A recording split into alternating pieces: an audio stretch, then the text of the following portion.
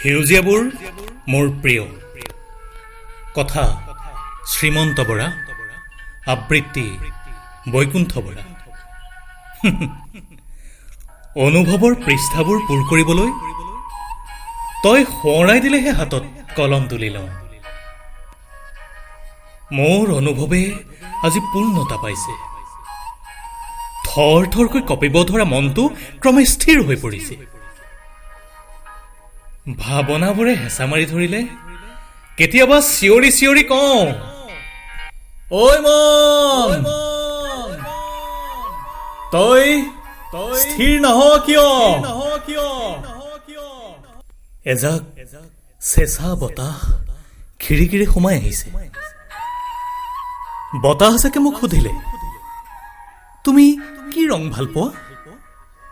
অকস্মাতে মনৰ পৰা ওলাই গ'ল সেউজীয়াবোৰেই মোৰ প্ৰিয়।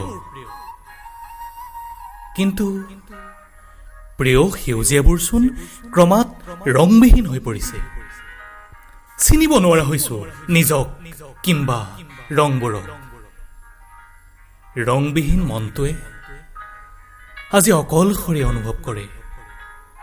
বিচাৰি ফুৰে মাথো সেউজীয়াবোৰ।